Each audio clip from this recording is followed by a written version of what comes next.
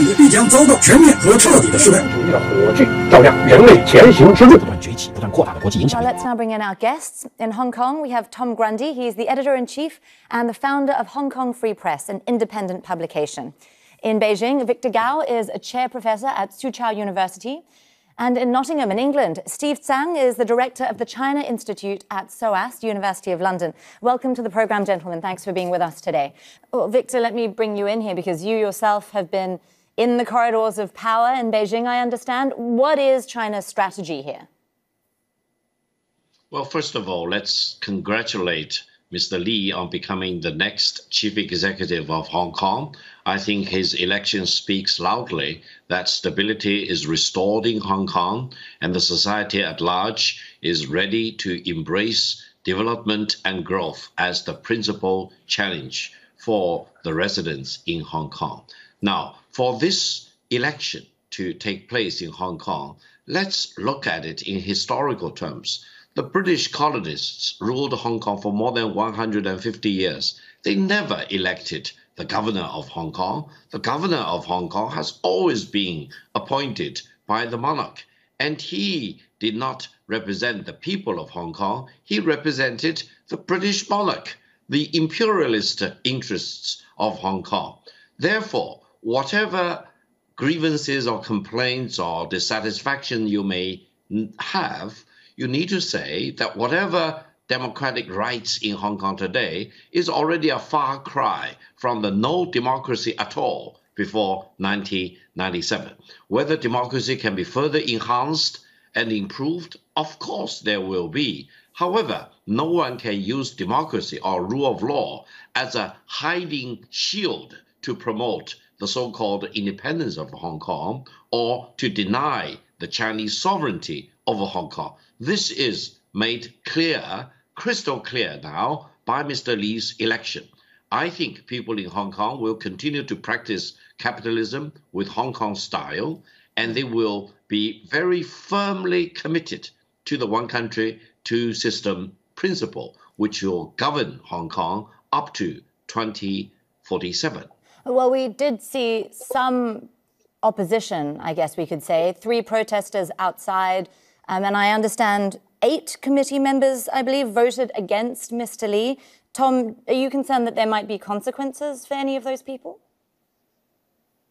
Well, who knows? It's meant to be a secret ballot. There were also 4 blank ballots, apparently. But let's just look at the numbers, you know, the facts of what just happened today. 1,461 voters in a city of 7 million, representing 0.02% of the public, cast a ballot.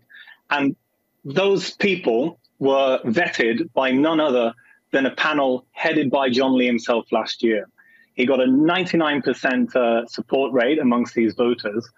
And yet in the wider community, he has an approval rating of 37%, according to the last credible poll. You didn't necessarily agree with Mr. Gao. I'll let you have the floor. If we deal with history as Victor has raised, then we will have to deal with history as facts rather than fiction. If we compare the last 4 British governors with the 4 chief executives since Hong Kong became Chinese again, we can see that all 4 of the last British governors received very, very high popular rating. There was no formal democratic accountability of the British governors to Hong Kong, but every one of them was so responsive to public opinions that every one of them received very high rating. None of that applies to the 4 chief executives of Hong Kong. There was no British governor who had to go to Hong Kong with 7,000 security service people present to make sure that there were no incidents. That just happened with the election of John Lee. Well, coming back to present day, I want to get to John Lee in just a moment, but I also want to take a look at Carrie Lam's legacy. You've spoken there, Steve, about approval ratings. Well, somewhat of a disastrous legacy in that we have seen 3 news outlets closed in the last year or two. Bear in mind, John Lee was the number 2 official throughout much of the last year and the security chief before that overseeing the protest. What challenges is he likely to face trying to get Hong Kongers on side? I think Mr. Lee has huge challenges. He needs to bring the society together. He needs to reopen Hong Kong to foreign business interests. He hopefully will need to visit the United States and many other European countries and Japan and Australia, Canada, you name it, to make sure that Hong Kong is here to stay and the one country, two system will remain in effect up to 2047.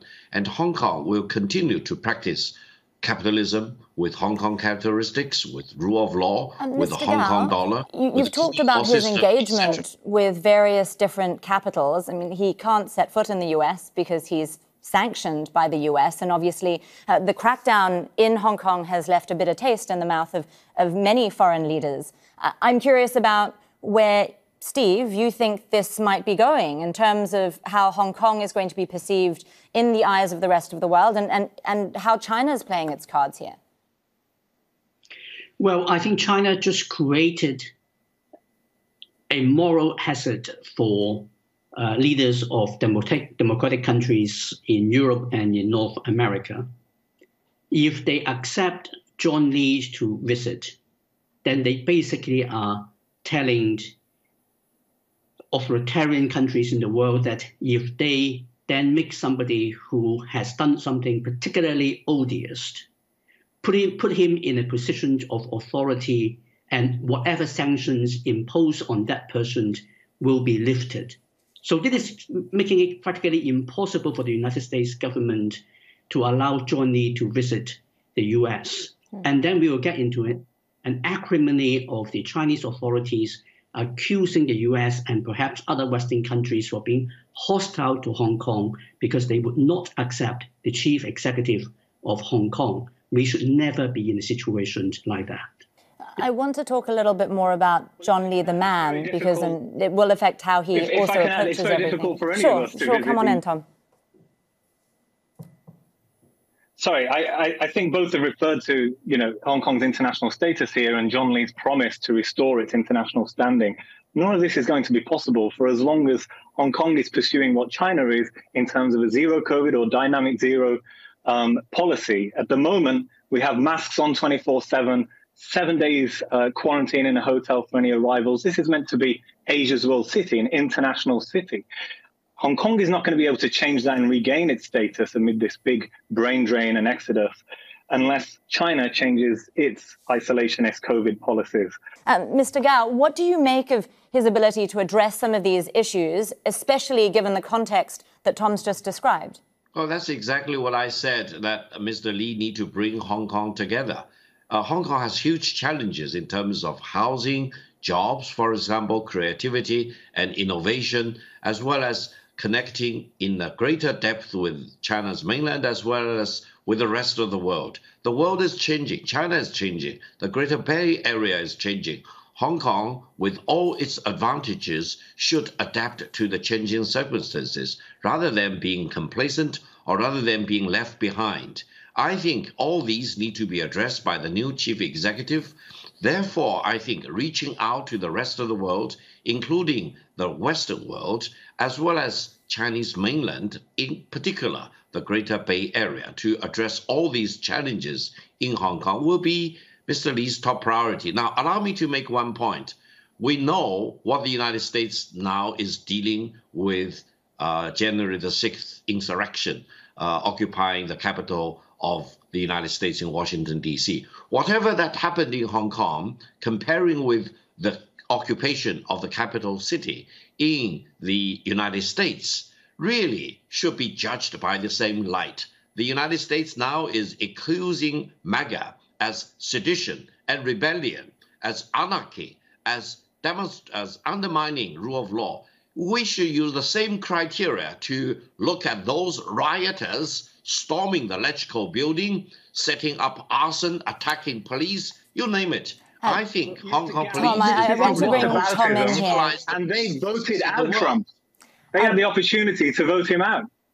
Tom, I'm going to bring you in because you were on the ground with the protesters in the streets during many, many of these days. What would you say to Mr. Gao? I agree perhaps this time things may be different because, you know, the last 5 leaders have always said that they're going to solve the housing problem and inequality. You have rising unemployment, this housing crisis, a mass exodus. Exports are down, GDP is down. But what you often see with China and its troublesome periphery is that they try to throw money at the problem and investment, infrastructure, and that kind of thing, perhaps misjudging the real root of the issue. And integration with China is often the issue in Hong Kong. So maybe it will be different when it comes to the tycoons and the power they hold and the housing situation here. But I think the thought in most people's heads today when they see this rather broad and vague manifesto of glittering generalities is how's he going to do it and is it real this time? Because they really have heard it all before in Hong Kong when it comes to we're going to solve the housing crisis.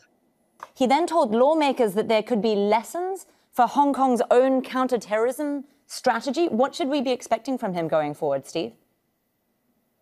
I think that is a worrying sign. John Lee was a long-standing police officer in Hong Kong. He would have joined the police force probably in the late 70s and went through the period of the 80s and 90s when Hong Kong's police force transformed itself from one that was systematically corrupt to become the most respected department in the Hong Kong government. And when he was Secretary for Security in 2019, in a matter of weeks, he adopted tactics that completely squandered the legacy that the police built up in the previous quarter of a century, turning it into the most hated and despised department in the Hong Kong government. And that is before he was even referring to Xinjiang as providing inspirational experience. He should look back into the history of the Hong Kong police force, where it got things right, where it earned public respect and credibility. As chief executive, he will have to earn that respect and credibility before he will have a chance to put his policy ideas into practice. Otherwise, they are just slogans. And speaking of policy practices, Mr. Gao, I want to ask you, because I noticed amid the trials of those currently being prosecuted in Hong Kong under the national security law, which Mr. Lee has been a big proponent of, I see even a Beijing-appointed judge has criticized the delays in terms of process there. Could China potentially go too far here? No, I think not. Why? Because one thing should be clear. In Hong Kong, rule of law and democratic rights need to be fully protected. On the other hand, anything which denies China's sovereignty over Hong Kong is illegal, is against the national security law.